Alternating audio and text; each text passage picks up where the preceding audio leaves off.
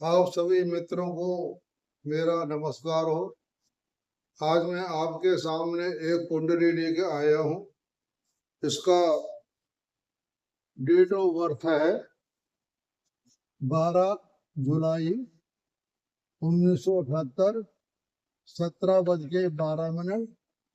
गोरखपुर उत्तर प्रदेश। वर्तमान आयु है 47 वर्ष। इस कुंडली के मैं जो बारे बताऊंगा, इसमें मैं जैमिनी पद्धति और पारसर पद्धति दोनों को लगा के बताऊंगा, क्योंकि मैं जैमिनी पद्धति के बारे में मैंने कारक जो होते हैं साथ उसके बारे में बता दिया है और दृष्टि के बारे में बता दिया है। तो हम यहाँ पर पारसर पद्धति और जैमिनी पद्धति दोनों को लगाएंगे। और हमने जो D1 कुंडली होती है कि कभी किसी कुंडली का D9 वगैरह के फलादेश नहीं करना चाहिए, क्योंकि हमारे जो एक राशि के 30 अंश होते हैं वो हमारे 9 ग्रहों में 30 अंश 20 कला करके बट जाते हैं। एक ग्रह को वो बराबर 30 अंश बन जाते हैं। तो हमने ये देखना होता है कि हमारा जो D1 में ग्रह है वो किसके नवांश में जा रहा है। और आपको एक बात बता देता हूं कि जो नवांश में जा रहा है वो हमारे D1 कुंडली में ग्रह शुभ है या पाप ग्रह है, ये हमने देखना है। तो मैं तो यहाँ आपको D9 की प्रश्न करूंगा जैमिनी पद्धति के द्वारा और D1 की सारा फलादेश करूंगा पारसर पद्धति से, जो मैंने ये लगा के देखी है। तो ये फार्मूला फिट बैठता है। दशाएं जो हमारी जैमिनी की होती है वो चलती है राशियों से, और हमारे पारसर पद्धति में चलती है ग्रहों के आधार, नक्षत्रों के आधार पर। नक्षत्र जो स्वामी होती है उसी के आधार पर दशाएं चलती हैं। तो ये मेरे सामने कुंडली है, दिशा लगनी कुंडली है मेरे पास। ऐसी कुंडली मैंने मेरे पास पहली बार कुंडली आई है। जो दिशा कुंडली होती है उसके बारे में बड़ा सोच समझ के बताना पड़ता है, क्योंकि दिशा कुंडली में हमारे गुर और बुद्धि को केंद्र अधिपति दोष लग जाता है।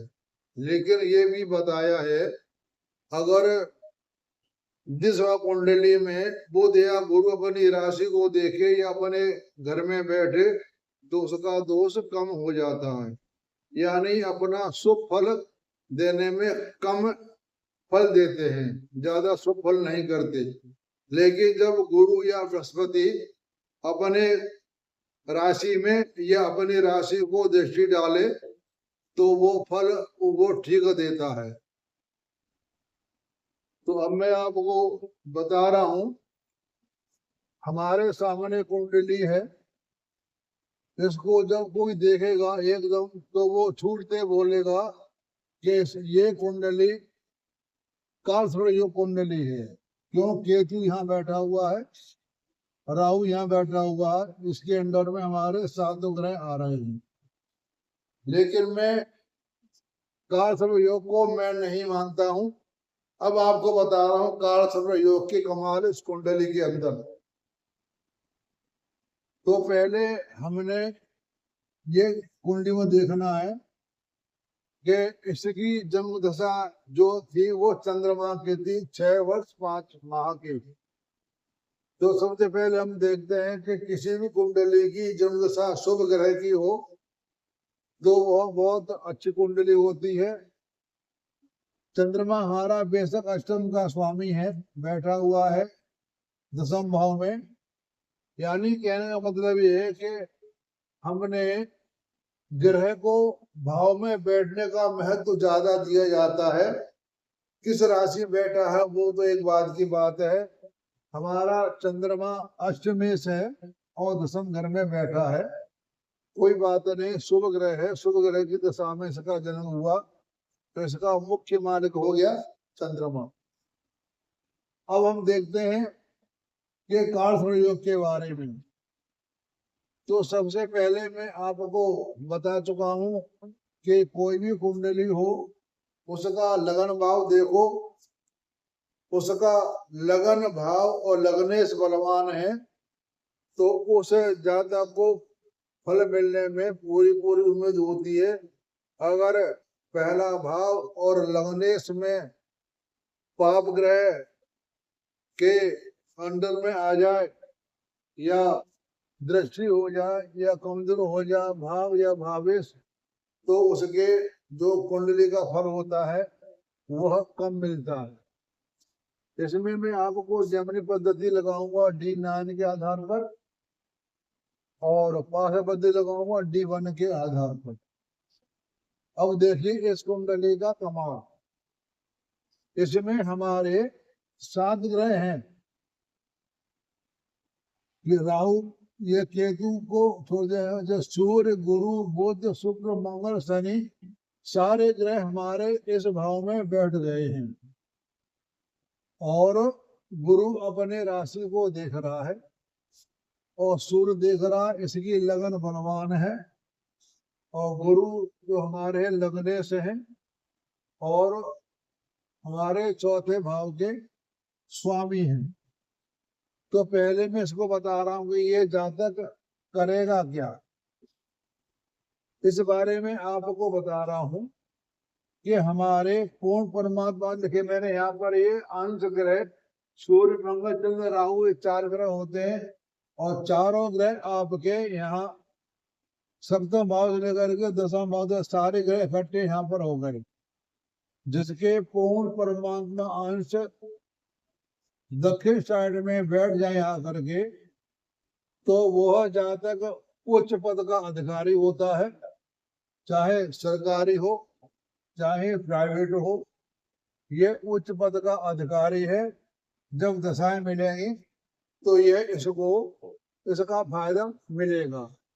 तो पहले मैंने आपको बात ये क्लियर कर दी कि इसके पूर्ण परमात्मा अंश जो ग्रह बैठे हुए हैं, यहाँ सारे बैठे हुए हैं 7 भाव से लेकर के 10 भाव तक।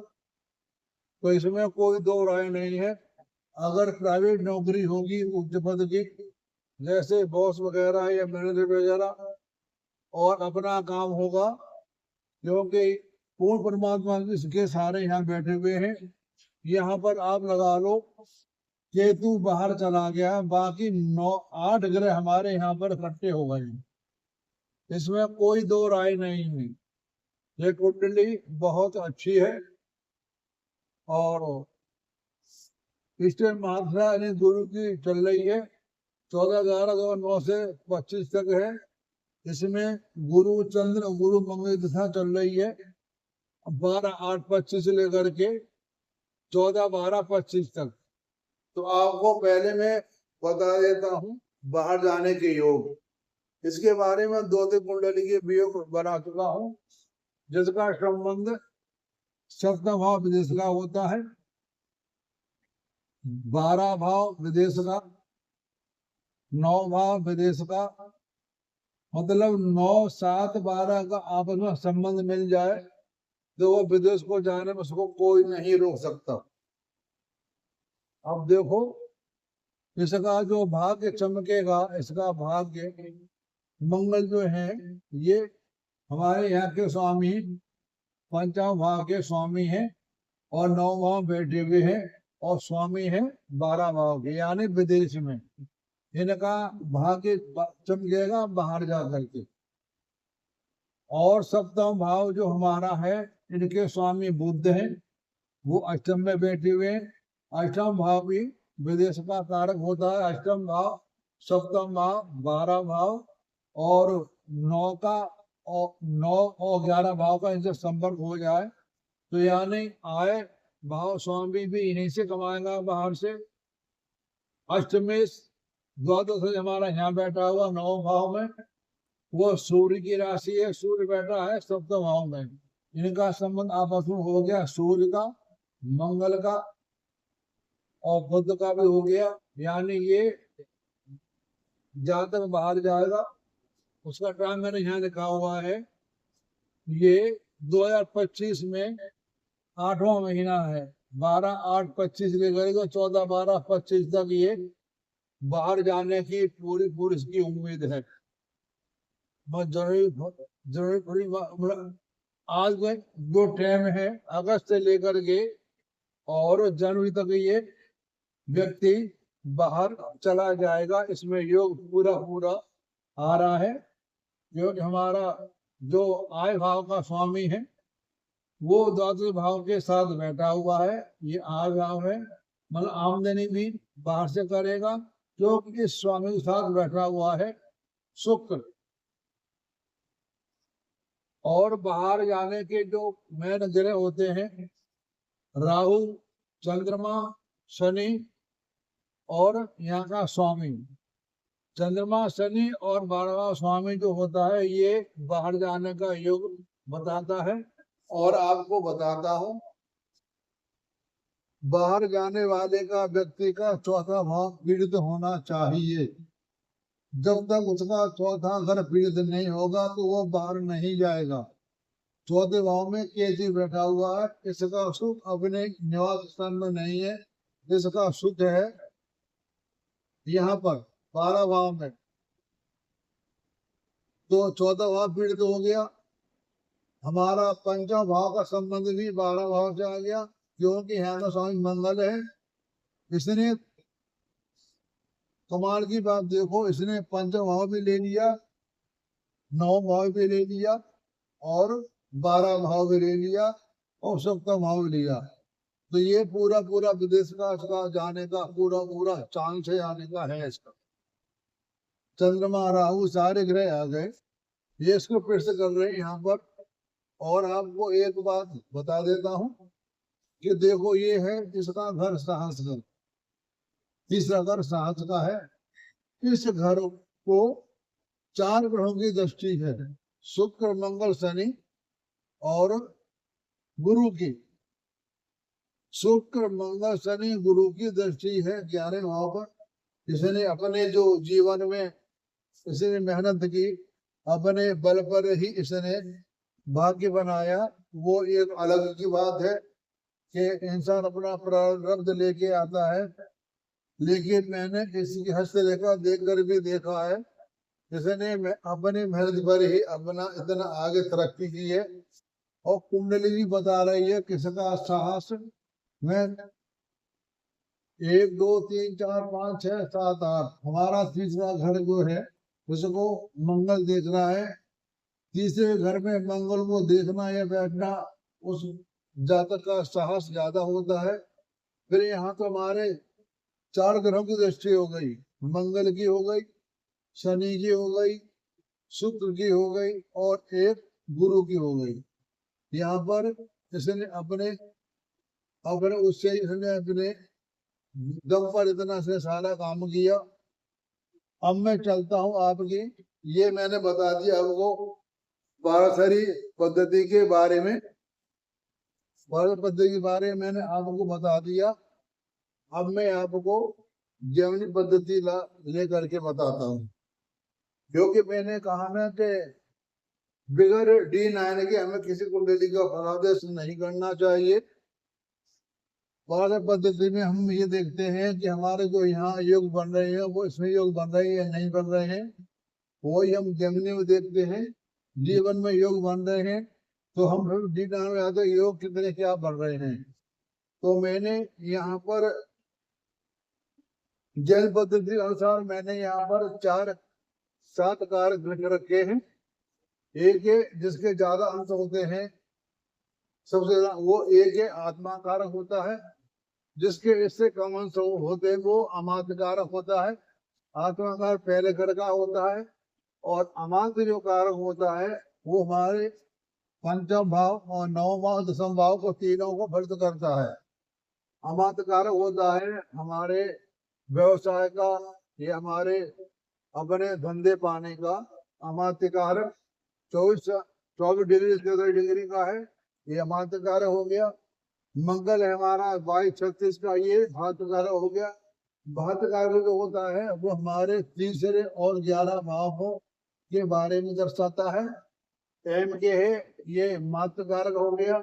ये बुध है 21 डिग्री 7 का, ये मात्र कारक हमारा है बुध, वो चौथे भाव के बारे में दर्शाता है।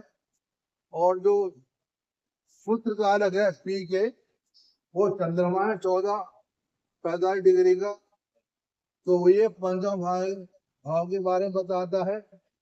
जो जी के होता है ये सबसे खराब होता है, इसे कहते हैं ज्ञाति कारक। ज्ञाति कारक स्वयं किसी ग्रह से बन जाए तो वो वहां पर उसको नुकसान देता है। जो ज्ञाति कारक होता है हमारा, वो 6, 8, 12 भावों के फलों को दर्शाता है।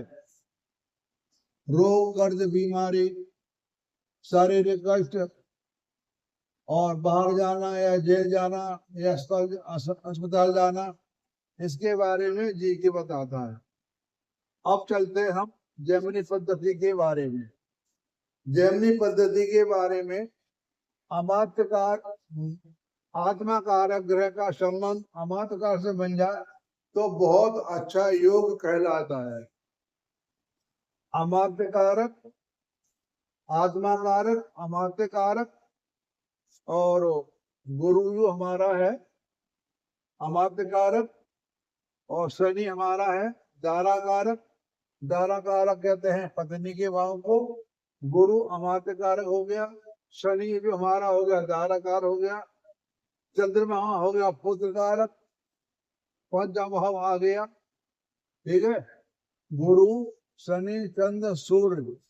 मैंने आपको दृष्टि के बारे में बताया था। कोई भी लगन हो, चाहे चर लगन हो, और यहाँ पर हमारी चर लगन है मेष, तो इससे